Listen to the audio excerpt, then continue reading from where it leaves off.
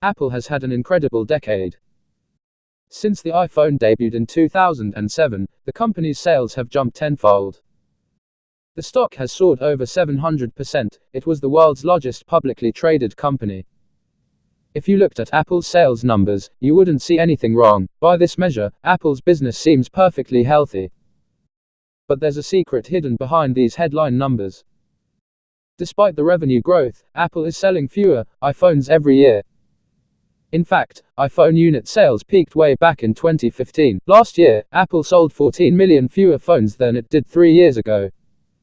Apple kept revenue growth only by raising iPhone prices. In 2014, the average selling price for iPhone was roughly $600. When Apple released its latest flagship phone last year, the average iPhone price went up to $800. But technology always gets cheaper over time. But Apple has pulled prices off. 12 years ago, only 120 million people owned a cell phone. Today, over 5 billion people own a smart phone, according to IDC. Apple was the driving force behind this explosion. As the dominant player in a rapidly growing market, it became the most profitable publicly traded company in history.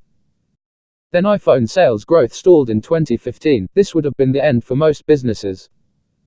But Apple did a masterful job of extending its prime through price hikes.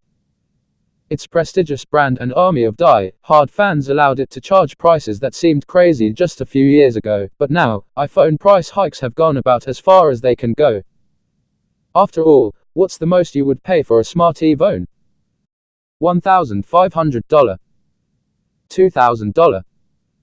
How bad is this?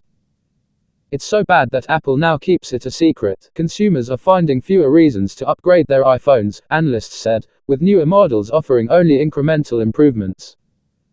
The trend could continue this year, when Apple is likely to unveil a new slate of iPhones. The latest models, expected in September, are unlikely to work with the new 5th generation, or 5G, wireless technology that offers far faster download speeds than current service.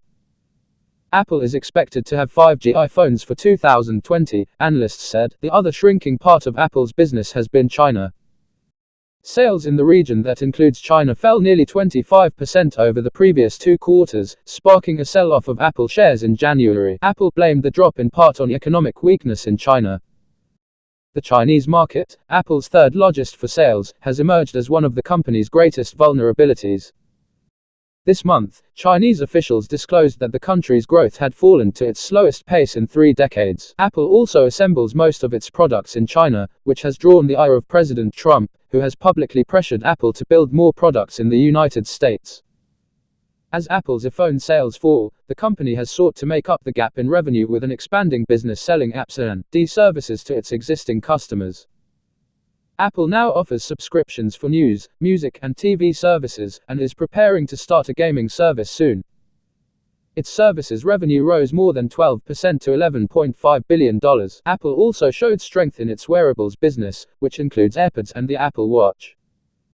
That business grew nearly 64% to $5.5 billion, surpassing the iPad in sales.